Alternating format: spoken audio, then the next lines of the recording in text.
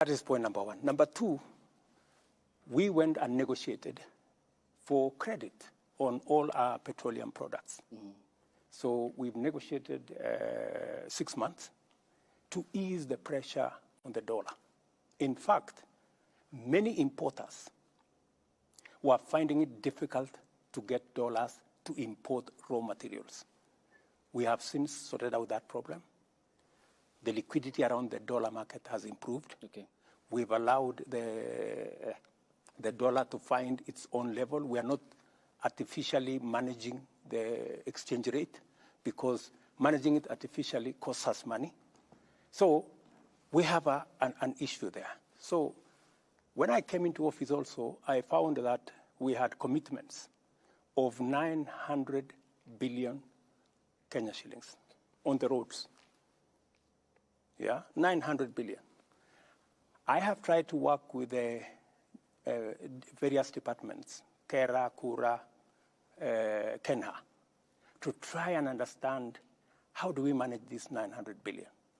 We've tried to cut it down. We've tried to stop some of the roads that have not started. We've died. But we still remain with close to about 680 billion that we have to manage.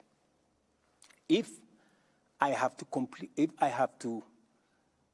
complete these roads, I need extra money to do it. And every place I go, I was yesterday in Nyandarua. Communities, people, leaders tell us, we need a road here, Mr. President, we need a road here. We need to finish the Mau Mau roads. You need to finish this. You need to do this. We need an extra road.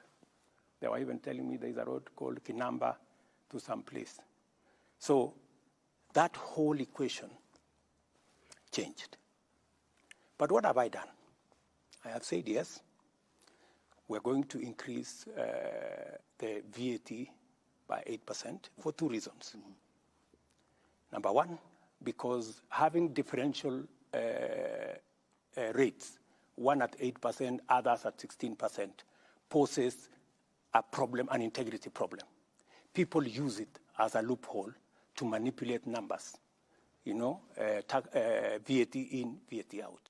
So the advice that my economic team working with Treasury gave was we must eliminate this a loophole that people are exploiting, number one.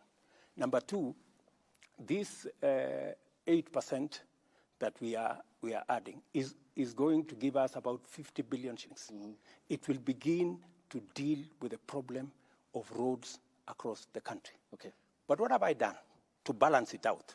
Because I made a commitment that we need to relook, right? I have removed on the same fuel, as we add 8%, I have removed road 3.5% road development levy from fuel. I have removed 2% of IDF on the same fuel. And to balance it out, because it is the same Kenyan who is going to pay from their pocket, I have removed VAT 8% on gas.